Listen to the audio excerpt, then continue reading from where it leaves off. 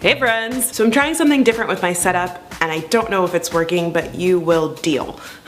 Imagine your friend is building a house and they ask you to help, but you've never built a house before. So it'd probably be a good idea for you to put on some protective gear and listen to the person in charge, otherwise someone's gonna get seriously hurt. Look, I'm helping! It's the exact same idea when it comes to being an ally. An ally is a person that wants to fight for the equality of a marginalized group that they're not a part of. We need your help building this house, but you probably should listen so you know what to do first. Let's do this.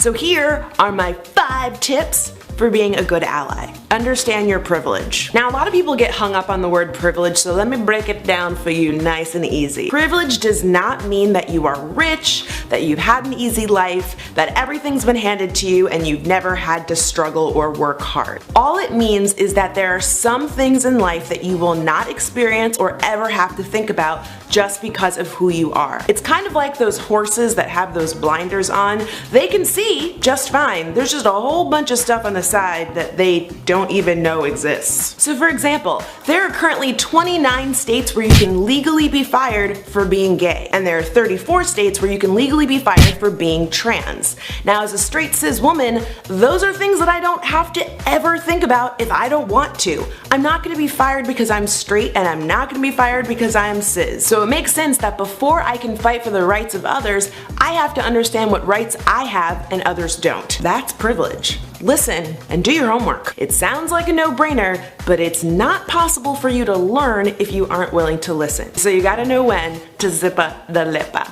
I don't know. You get what I mean. But that's the thing that's so cool about social media. There are so many people sharing their stories all around the world and connecting with people that they normally would never get a chance to without the power of the internet. So do your homework. Start reading blogs, tweets, news articles, and stories so that you can get caught up on the issues that are important to the communities that you want to support. Speak up, but not over. If the Fight for Equality was a girl group, the ally wouldn't be the lead singer or the second lead singer, they'd be Michelle. An ally's job is to support. You want to make sure that you use your privilege and your voice to educate others, but make sure to do it in such a way that does not speak over the community members that you're trying to support or take credit for things that they are already saying. This isn't Mario Kart. Stay in your lane. Realize that you're gonna make mistakes and apologize when you do. Nobody's perfect.